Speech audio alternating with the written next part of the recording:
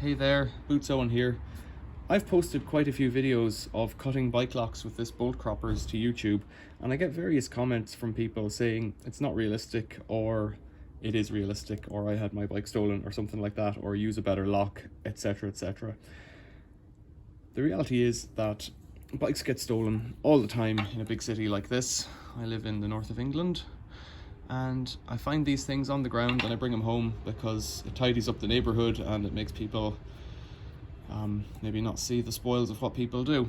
This is a cable lock. It's got what I would call a 12mm outer sheath, but the reality is you're only talking less than 6mm of cable in there, if you can see that. It's got a little padlock on the end, but whoever's cut it's just used the cable shears, and I've posted videos of cable shear cutting locks before, and it is what it is, you know. They're not hard to cut. I'll just show you cutting this lock, which you could also do.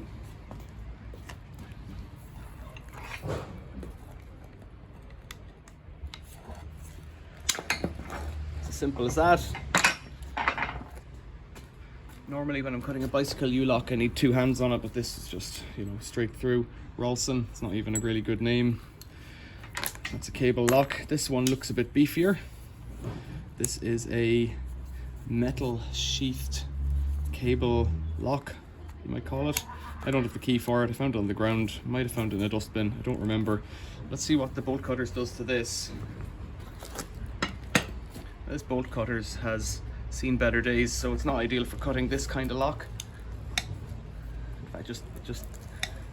The lock is so flexible that it just goes through the sheath.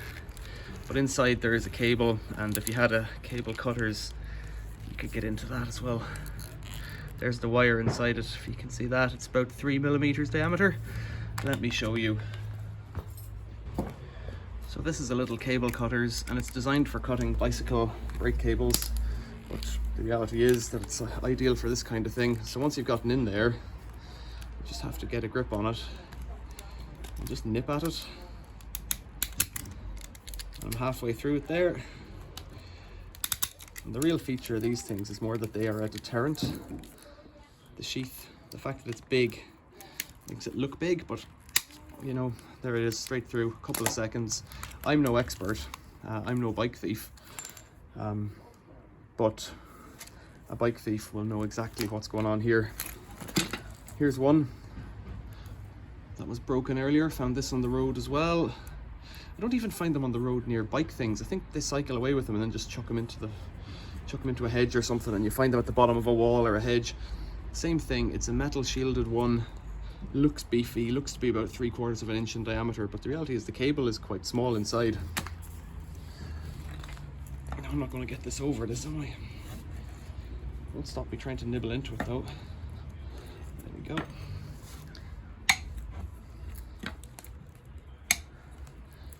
So that's not the right tool for the job there. That's not for cutting that, but if I break off the sheath, there you go. So there's the wire inside. 4mm cable perhaps. Now I don't know if this will go through it in one go, because it's only a little handheld job. In fact, I don't think it will. No, I'm gonna hurt myself if I try to force that, and I might hurt the tool. So what you do is, you just go at it incrementally. A few cables at a time, a few strands at a time. And I remember it's my now wife's bicycle lock. She came back in university to her bicycle and it was nibbled down to like this much remaining, and somebody, a thief, had obviously been interrupted during the process, and you know, it was a lock like this, nothing fancy. The bike was nothing fancy either, so it was an appropriate lock for the bike, but somebody had thought they'd steal it and must have been nibbling away and got interrupted, and that was that. They had to abandon the process. So all you're ever doing with the bike lock is deterring people. You're not actually going to stop them. There is some locks that are very hard to cut. There's one that I've seen that I was thinking I might try and replicate. It's like a U-lock shape, but it's got an aluminium housing around it that's about 2 inches thick, so it looks like a really fat U-lock. And the idea is that the aluminium will bog down a grinder blade and is thicker on the outside than most of the handheld grinder blades. So there's about 1.5 inches or 2 inches of aluminium all the way around the outside. So it's very hard to even cut at it, and it's covered in plastic, and it's got hardened steel inside. Doesn't matter what you do. Somebody, if they want to get in there, they'll get in there.